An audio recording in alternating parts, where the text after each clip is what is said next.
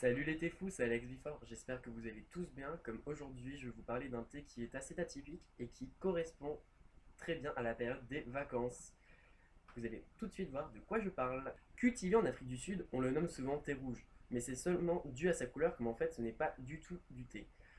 C'est une autre boisson que les connaisseurs auront très bien compris de quoi je vais vous parler aujourd'hui. Je vais vous parler du rooibos. Alors je vais vous expliquer, le rooibos en fait est un buisson qui pousse exclusivement en Afrique du Sud, dans les montagnes au nord de la ville de Cap. C'est une plante qui, une fois séchée, non, ça c'est pas très séché c'est plutôt comme ça. Bah, une fois séchée, cette plante est naturellement détainée et elle est pauvre en tanin, ce qui fait qu'elle plaît à un plus grand nombre de personnes parce que le tanin rend souvent le thé amer. La récolte a lieu durant les 3 premiers mois de l'année, ce qui correspond à la période estivale en Afrique du Sud. C'est une ressource économique super importante parce que chaque année, il y a plus de 8000 tonnes de rooibos cultivés, récoltés, et après c'est exporté dans le monde entier. Et donc c'est une richesse importante, on va dire, c'est l'or rouge de l'Afrique du Sud. C'est LA boisson nationale en Afrique du Sud, donc il faut la goûter, ok? Je vous fais confiance, hein. Et petite info qui est intéressante pour tout le monde, cette plante est très riche en antioxydants et dont en l'aspalatnie, je crois que je l'ai bien dit. Ouais. Et donc, elle prévient le vieillissement cellulaire. Et donc, c'est super, quoi. Mais c'est unique dans le rooibos. Alors, je vais commencer à vous parler avec le premier rooibos de spécialité, comme ils en proposent deux. Je vais vous parler du rooibos Bourbon.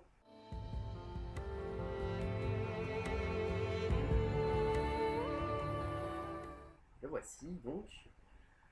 C'est Bourbon pour les gousses de vanille, bien sûr.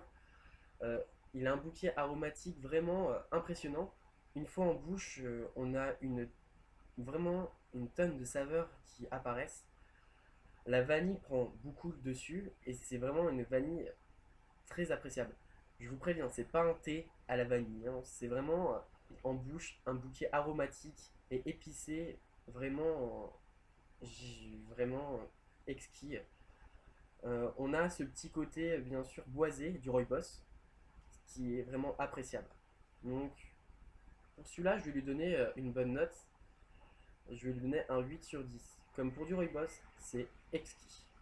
Vous avez été plusieurs à me demander le avant et après, donc le voici. Là, on peut voir le rooibos bourbon. On peut voir que c'est pas du tout des feuilles de thé, hein. Ce sont des feuilles de rooibos toutes fines qui peuvent s'envoler avec un petit coup de souffle. Voici avec l'infusion. Ça fait un gros paquet.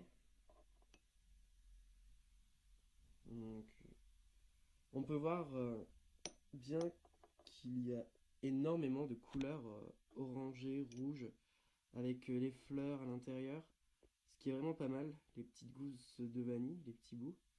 Donc c'est vraiment, on voit la qualité.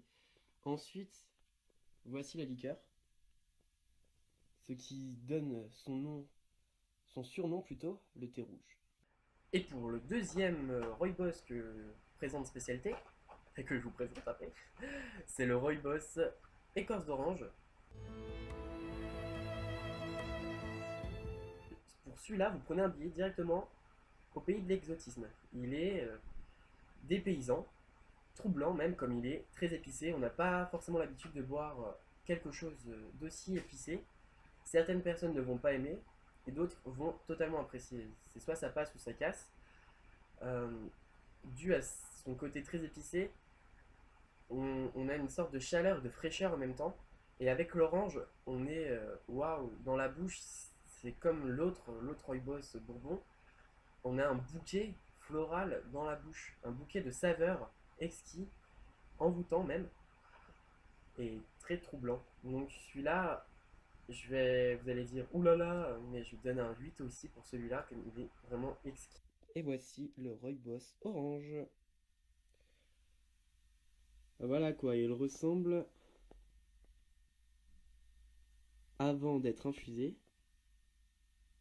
Plein de belles couleurs, plein de fleurs. Et voici une fois infusé.